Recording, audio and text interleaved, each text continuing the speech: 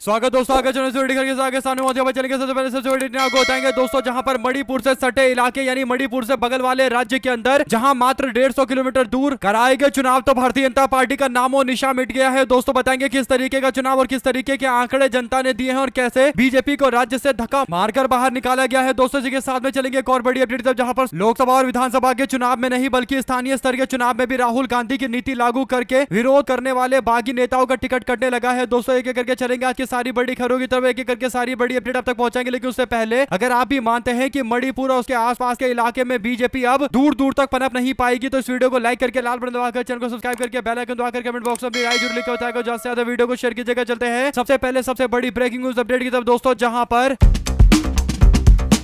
भारत के सबसे ज्यादा हिंसात्मक राज्य यानी मणिपुर से केवल 150 किलोमीटर दूर मिजोरम की राजधानी ऐज्वाल के अंदर चुनाव कराए जाते हैं दोस्तों, जिसके नतीजे सामने आ चुके हैं, जिससे पता चल रहा है कि मणिपुर और उसके आसपास के इलाकों के अंदर अब भारतीय जनता पार्टी को जनता देखना तक नहीं चाहती है। दोस्तों जो बड़ी अपडेट आई है वो ये कि मिजोरम के 2026 के चुनाव के नतीजे घोषित कर दिए गए हैं। जोरम पीपल्स मूवमेंट यानी स्थानीय सत्ताधारी पार्टी ने 17 सीटें जीती है, जबकि कांग्रेस पार्टी दूसरे नंबर पर रही है। दोस्तों एमएनएफ पार्टी को भी सीटें मिली है, लेकिन बड़ी बात यह है कि राज्य से कुछ दूरी पर सरकार चला रही यानी मणिपुर में सरकार चला रही भारतीय जनता पार्टी को इस क्षेत्र के अंदर जनता ने 0 सीट पर निपटा दिया है। दोस्तों बड़ी बात यह है कि भारतीय जनता पार्टी के वोटों को भी अगर आप देखेंगे तो ज्यादातर सीटों पर बीजेपी नोटा के इर्द गिर्द ही निपट चुकी है दोस्तों, जबकि भारतीय जनता पार्टी ने स्थानीय पार्टी के साथ गठबंधन करके अपनी पार्टी का विस्तार, संगठन का विस्तार मिजोरम के अंदर किया हुआ था। दोस्तों इसके बावजूद भारतीय जनता पार्टी बुरी हालत में पहुंच चुकी है और इसके पीछे सबसे बड़ा कारण मणिपुर के दंगे हैं, क्योंकि मणिपुर के अंदर जो अशांति फैली हुई है दोस्तों उसमें कुकी समुदाय के लोगों को मिजोरम से समर्थन मिल रहा है, इस तरीके के दावे किए जाते हैं और मणिपुर के अंदर अलग अलग तरीके के मामले को लेकर बीजेपी फंसी हुई है दोस्तों। और कुल मिलाकर मिजोरम के अंदर भारतीय जनता पार्टी का सुपड़ा साफ हो जाना इस बात के संकेत देता है कि ये केवल मणिपुर तक ही मामला नहीं है दोस्तों, बीजेपी के खिलाफ आसपास के कई राज्यों के अंदर माहौल बन चुके हैं और आने वाले दिनों के अंदर भारतीय जनता पार्टी उत्तर पूर्व से पूरी तरीके से साफ होने की ओर बढ़ चुकी है। अगर आप भी मानते हैं कि उत्तर पूर्व के अंदर भारतीय जनता पार्टी का कुछ अता पता आगे भी नहीं लगेगा तो इस वीडियो को लाइक करके लाल बटन दबाकर चैनल को सब्सक्राइब करके बेल आइकन दबाकर कमेंट बॉक्स में अपनी राय जरूर लिखकर बताएगा दोस्तों। ज्यादा से ज्यादा वीडियो को शेयर कीजिएगा। चलते हैं सबसे पहले सबसे बड़ी ब्रेकिंग न्यूज अपडेट की तरफ दोस्तों, जहां पर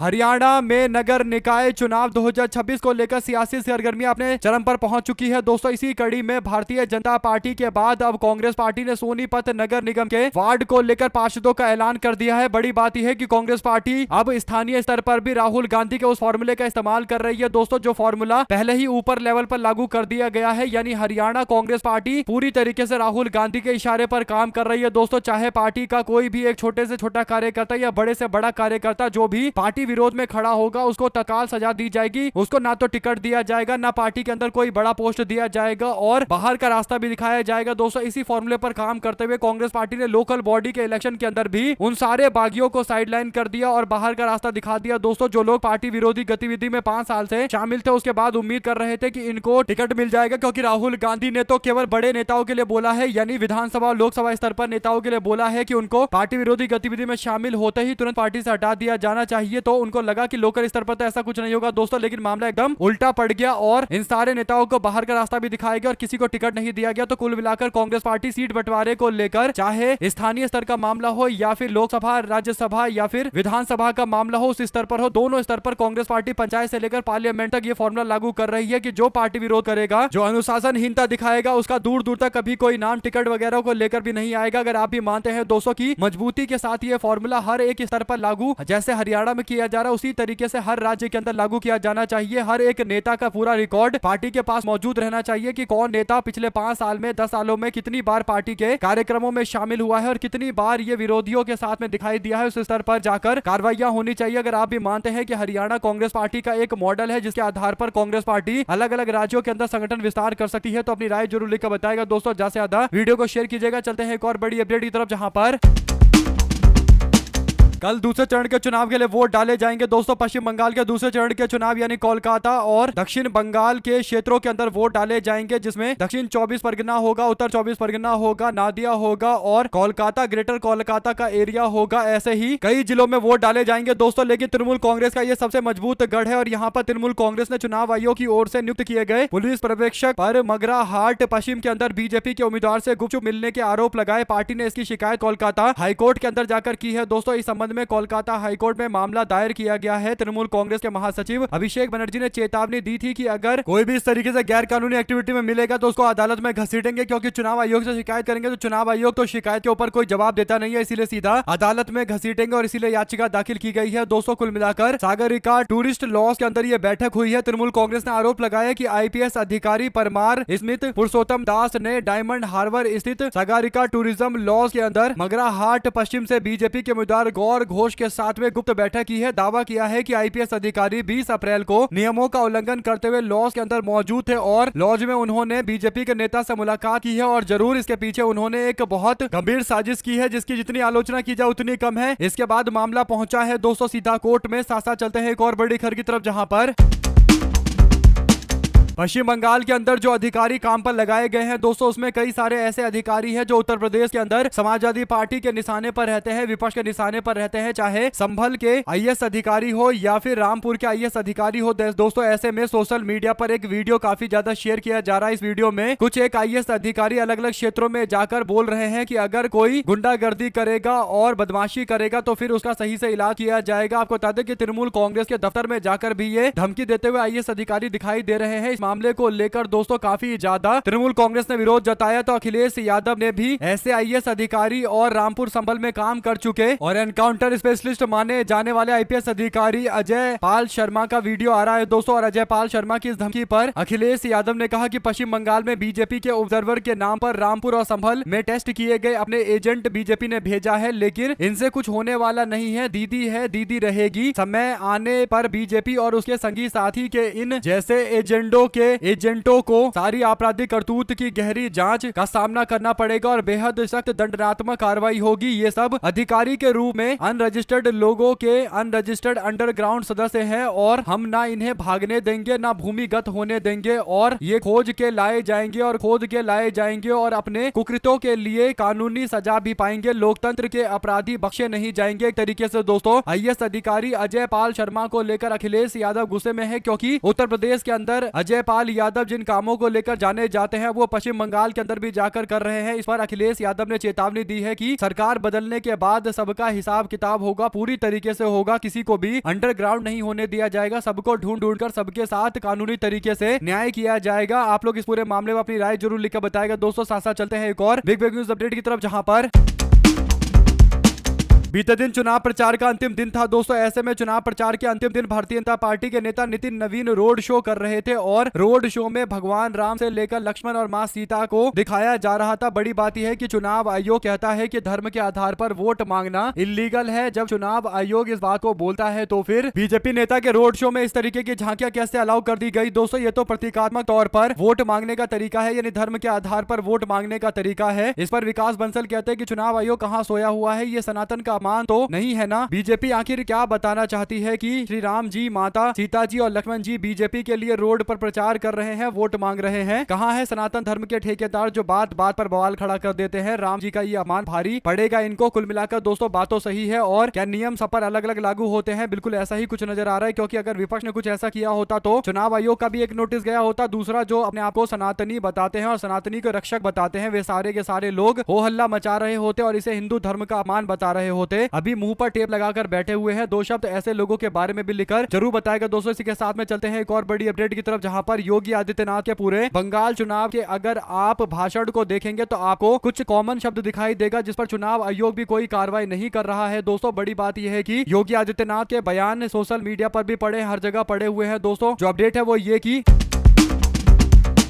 योगी के भाषणों में जो आम शब्द सुनाई देते हैं दोस्तों, उसमें कठमुल्लापन शब्द, मौलाना, मस्जिद, अजान, माइक, बुलडोजर, गुंडे, माफिया, गौकसी, लव जिहाद, लैंड जिहाद जैसे शब्द सुनाई देते हैं। सवाल ये उठता है कि क्या योगी आदित्यनाथ इस तरीके के भाषण देने के लिए पूरी तरीके से खुले छोड़े गए हैं दोस्तों? क्या चुनाव आयोग को इन तरीके के भाषणों से चुनाव में धर्म, जाति और संप्रदाय के नाम पर वोट मांगना दिखाई नहीं देता है, जहां पर कठमुल्लापन शब्द का इस्तेमाल करना ही एक समाज विशेष के लिए अपशब्द बोलने जैसा है? और इस पूरे मामले पर कार्रवाई चुनाव आयोग को करनी चाहिए दोस्तों, लेकिन कोई उम्मीद कर ही नहीं सकते। और जो बंगाल के अंदर बीजेपी के नेता बोल रहे हैं, ये भीषण तरीके से सत्ता के दुरुपयोग का मामला है दोस्तों। इस पर प्रतीक पटेल कहते हैं कि बंगाल में प्रचार करने के लिए योगी आदित्यनाथ यूपी के सीएम के भाषण में ये सारे शब्द सुनाई देंगे, लेकिन आपको भाषण में शिक्षा, रोजगार, स्वास्थ्य, महंगाई, गरीबी और भुखमरी जैसे शब्द भाषणों में ढूंढने पर भी नहीं मिलेंगे। भाजपाई बड़ी ही चतुराई से गरीब आवाम की भावनाओं के साथ खेलना जानती है और अफसोस है कि गरीब जनता इनके झांसे में पड़ भी जाती है। और कुल मिलाकर योगी आदित्यनाथ के बंगाल के बयान को आप उत्तर प्रदेश के आने वाले चुनाव के मद्देनजर भी देख सकते हैं दोस्तों। तो आपको समझ में आ जाएगा कि योगी आदित्यनाथ का बयान उत्तर प्रदेश के चुनाव के अंदर भी यानी 27 के चुनाव में भी इसी के इर्द गिर्द होने वाला है। तो ऐसे में विपक्ष को एक व्यापक रणनीति तय करनी होगी, जिसके आधार पर इस तरीके के भड़काऊ शब्दों का इस्तेमाल करके समाज में खासकर गरीब तबकों को बहलाने फुसलाने की कोशिश को कैसे काउंटर किया जा सकता है, यानी कैसे जवाब दिया जा सकता है। 2024 के अंदर तो रणनीति काम की थी दोस्तों, इस बार 27 को लेकर भी विपक्ष को अपनी रणनीति बदलनी पड़ेगी, क्योंकि योगी का बयान बंगाल में साफ बता रहा है कि इनकी रणनीति क्या होने वाली है। आप लोग इस पर अपनी राय जरूर लिखकर बताएगा दोस्तों। चलते हैं एक और बड़ी अपडेट की तरफ, जहां पर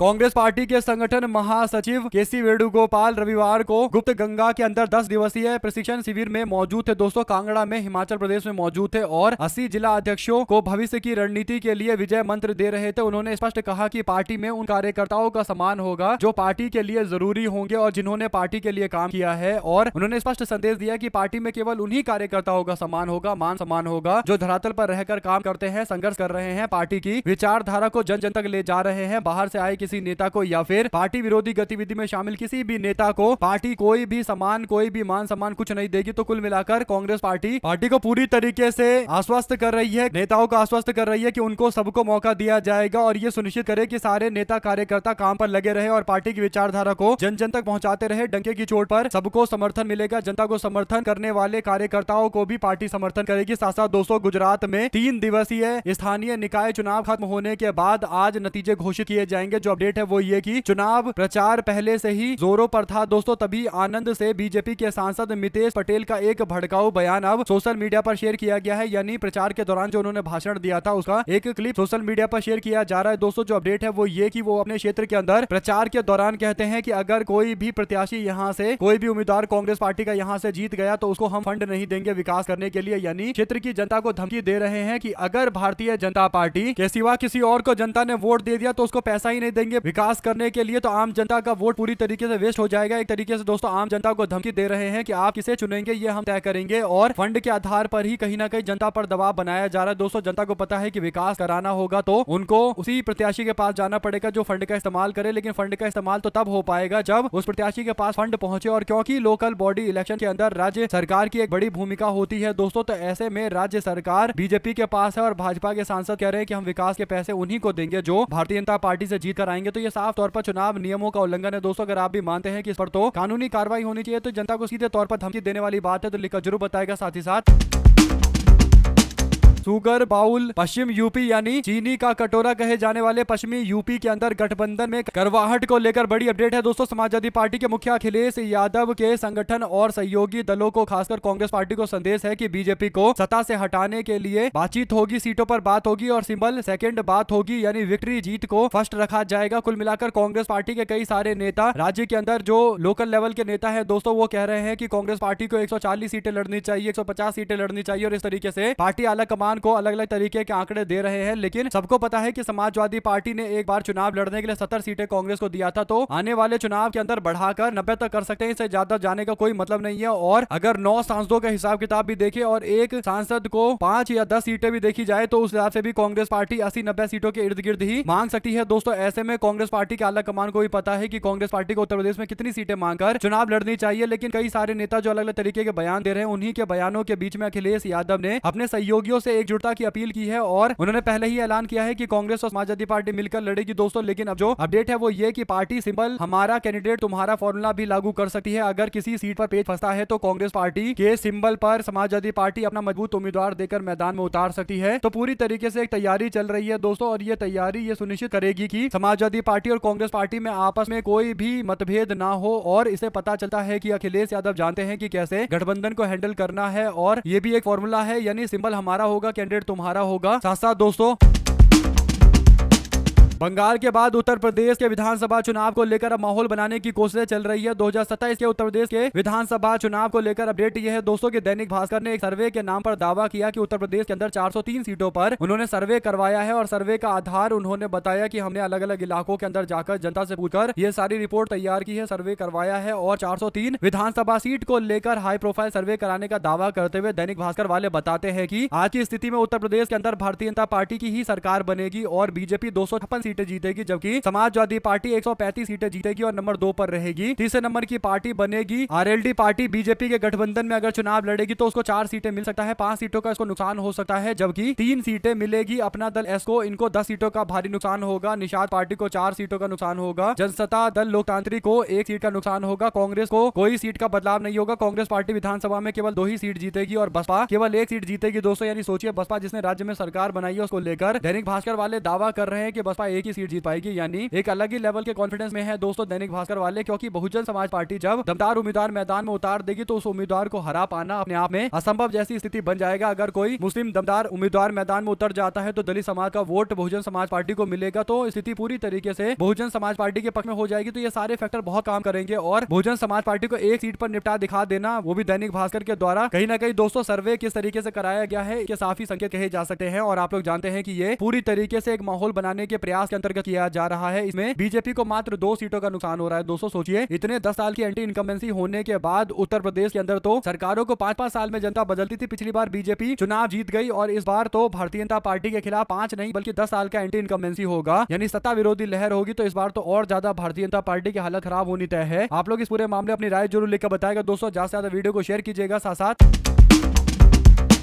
अहमदाबाद के अंदर रविवार को वोट डाले गए थे दोस्तों और 50% से ज्यादा लोग मैदान में उतरे थे वोट डालने के लिए। और स्टेट इलेक्शन कमीशन ने बताया था कि तकरीबन 48% के आसपास का आंकड़ा पूरे राज्य से सामने आया। तापी, नवसारी, मोरबी सिविक कॉर्पोरेशन के इलेक्शन के दौरान अच्छा खासा वोट पड़ा, 65%, 59%, 58% वोट पड़ा दोस्तों। अहमदाबाद, सूरत और वडोदरा के अंदर भी वोटिंग परसेंटेज सामने आया, जहां पर 50% भी आंकड़ा नहीं पहुंचा। तो अलग अलग क्षेत्रों के अलग अलग तरीके के आंकड़े हैं। तो आज चुनाव के नतीजे घोषित होंगे दोस्तों, यानी देखते हैं कौन कौन सी सीट पर जीता है दोस्तों, क्योंकि ज्यादातर नगर निगम की सीटें और हाई प्रोफाइल नगर निगम की सीटें हैं। आप लोग इस पर अपनी राय जरूर लिखकर बताएगा। ज्यादा से ज्यादा वीडियो को शेयर कीजिएगा। साथ साथ चलते हैं एक और बड़ी खबर की तरफ, जहां पर देश के सम्मान के लिए आवाज उठाने के लिए कांग्रेस पार्टी युवा मोर्चा फिर से मैदान में कूदा। कांग्रेस पार्टी युवा मोर्चा जो प्रोटेस्ट कर रहा था, आंदोलन कर रहा था, वो इस बात को लेकर कर रहा था कि भारतीय जनता पार्टी के नेता नरेंद्र मोदी के दोस्त यानी माय फ्रेंड डोनाल्ड ट्रंप ने भारत का विरोध करते हुए, भारत के खिलाफ अपशब्द का इस्तेमाल करते हुए भारत को हेल होल बता दिया, यानी नर्क बता दिया दोस्तों। और इस पर 40 करोड़ लोगों का अपमान किया गया। तो भाजपा सरकार को जो कड़ी प्रतिक्रिया देनी चाहिए थी वो देने की जगह बीजेपी के लोग चुप्पी साधकर बैठे हुए थे। ऐसे में अब जो अपडेट सामने आ रही है दोस्तों वो ये कि ट्रंप ने हेल होल कहकर पुकारा, तो अब कांग्रेस पार्टी ने जोरदार विरोध किया। युवा कांग्रेस के लोग नरेंद्र मोदी को कॉम्प्रोमाइज्ड प्राइम मिनिस्टर बताकर आंदोलन करते हुए नजर आए, जिसके बाद सबको हिरासत में लेकर जेल भेजा गया। दोस्तों आप लोग इस पर अपनी राय जरूर लिखकर बताएगा। साथ साथ चलते हैं एक और बड़ी खबर की तरफ, जहां पर पश्चिम बंगाल के अंदर हुगली जिले में टीएमसी के सांसद मिताली बाग पर हमला हुआ। इसके बाद पूरी बंगाल की राजनीति गर्मा गई दोस्तों। तृणमूल कांग्रेस के नेशनल जनरल सेक्रेटरी और सांसद अभिषेक बनर्जी ने हमलावरों को चेतावनी दी और कहा कि 4 मई के बाद एक एक का हिसाब करूंगा। और दूसरी तरफ बीजेपी ने इस हमले को टीएमसी की अंदरूनी लड़ाई बताया। अब दोनों पार्टियों के बीच में आरोप प्रत्यारोप चल रहे हैं दोस्तों। लेकिन एक बात यह है कि बंगाल के अंदर तो ये दक्षिण बंगाल में कल वोट डाले जाएंगे, काफी महत्वपूर्ण वोट होंगे दोस्तों। अगर कल शांतिपूर्ण तरीके से सब कुछ हो जाता है तो बंगाल के लोग राहत की सांस लेंगे, क्योंकि दक्षिण बंगाल में तृणमूल कांग्रेस का तगड़ा गढ़ है और बीजेपी के लोग इस बार हर तरीके से कोशिश कर रहे हैं कि जैसे तैसे दक्षिण बंगाल के अंदर अपनी स्थिति को मजबूत करे। पिछली बार बीजेपी का लगभग सुपड़ा साफी हो गया था दोस्तों। 142 सीटों में से बीजेपी के पास केवल 18 सीटें थी। साथ साथ